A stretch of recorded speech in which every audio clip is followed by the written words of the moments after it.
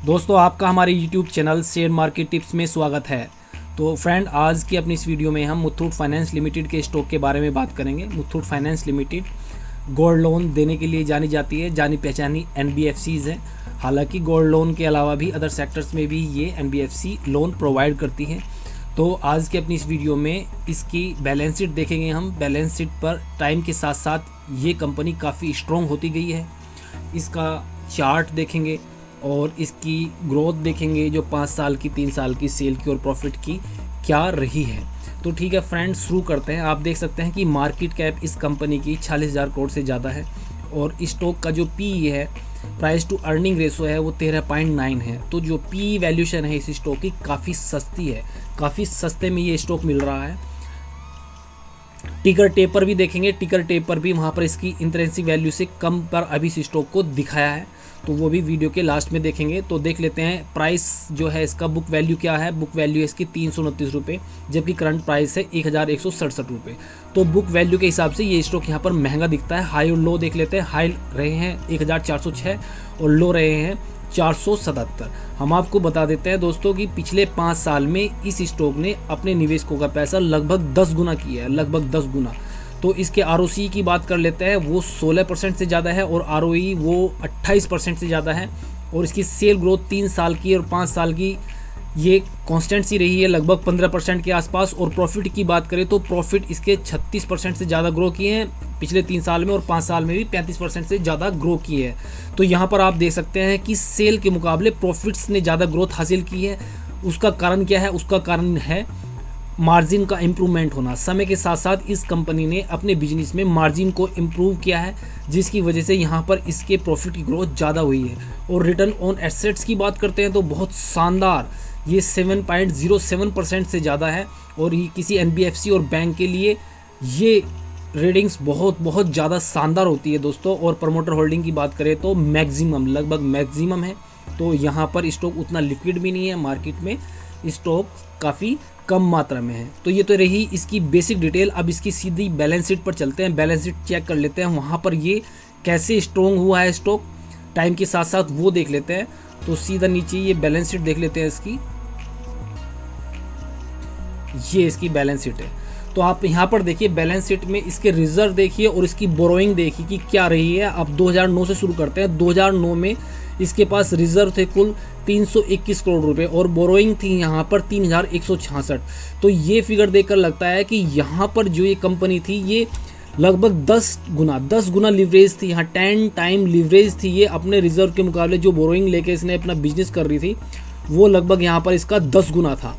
और टाइम के साथ साथ देखिए इसके रिजर्व कैसे ग्रो किए, बहुत तेज़ी से ये रिजर्व ग्रो किए। ये 2009 में जो कि सिर्फ 321 करोड़ थे, ये 2013 तक यहाँ पर लगभग 10 गुने हो गए और ये बहुत तेज़ी से ग्रो किए। अब लास्ट का देख लेते हैं कि अभी क्या पोजीशन है। तो अभी की आप पोजीशन देखिए, ये सितंबर 2020 तक का डाटा इन्होंने अपडेट किया हुआ है। तो इस डाटा में देखिए यहाँ पर 12,795 करोड़ रुपए के रिजर्व हैं इसके पास और इसकी बोरोइंग है 42,000 करोड़ का। और यहाँ पर इसको लिवरेज देखे तो ये 3.5 गुना लिवरेज दिखती है कंपनी, 3.5 गुना लिवरेज है कुल, जबकि 2009 में ये 10 गुना लिवरेज थी। मीन्स आज की डेट में इस कंपनी के पास अपना पैसा काफ़ी ज़्यादा है। और क्योंकि बोरोइंग करने देने के लिए, आगे पैसा देने के लिए कंपनी के पास अपना पैसा भी काफ़ी है, काफ़ी रिजर्व है अपने।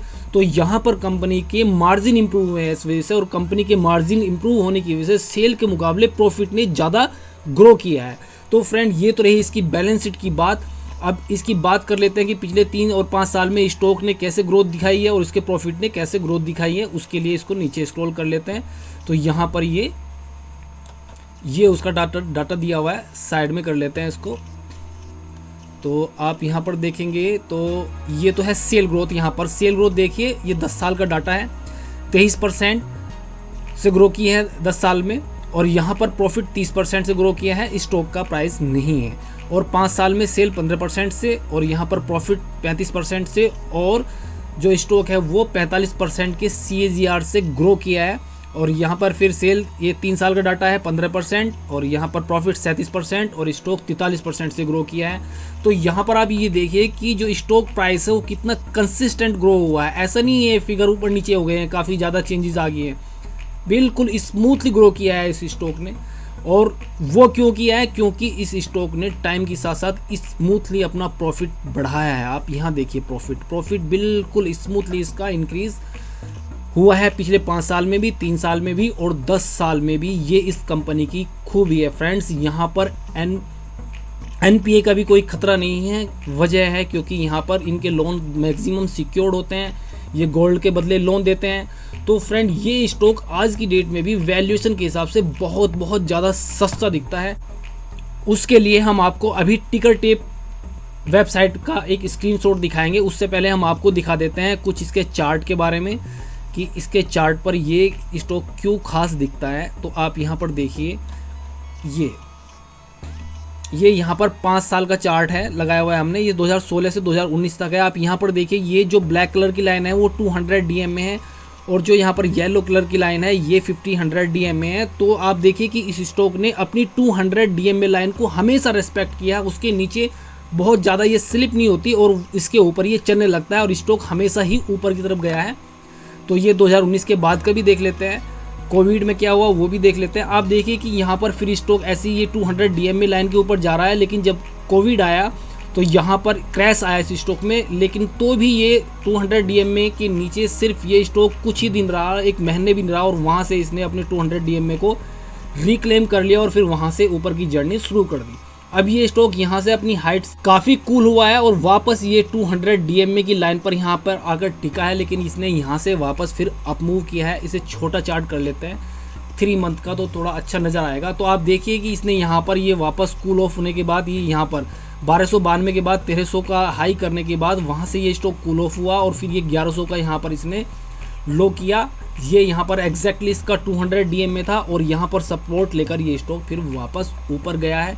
तो यहाँ पर 1166 पर भी इस स्टॉक को बाई किया जा सकता है। इस स्टॉक के जो बिहेवियर रहे हैं 200 DM पर सपोर्ट लेकर ऊपर जाने के, और इस स्टॉक की जो इंटरेस्टिंग वैल्यू है वो काफ़ी कम है। स्टॉक आज की डेट में भी सस्ता है, 14 के P से कम है, जबकि इसके प्रॉफिट ग्रोथ पिछले 3, 5 और 10 साल में 30% से ज़्यादा रहे हैं।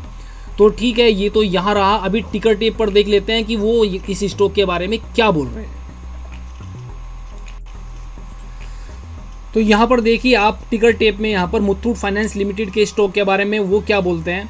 वो यहाँ पर बोल रहे हैं कि current price is less than the intrinsic value. तो आज की डेट में इस स्टॉक का जो प्राइस है वो इसकी इंट्रिंसिक वैल्यू से कम है। मीन्स स्टॉक अभी चीप वैल्यूएशन पर मिल रहा है। यहाँ पर रिस्क कम है और यहाँ पर रिवार्ड मिलने की संभावना ज़्यादा है। रिटर्न वर्सेस FD रेट्स देख लेते हैं। Stock has been generating better return on equity than bank FD से ज़्यादा रिटर्न जनरेट कर रहा है स्टॉक। डिविडेंड रिटर्न की बात कर लेते हैं। Stock offer good dividend returns.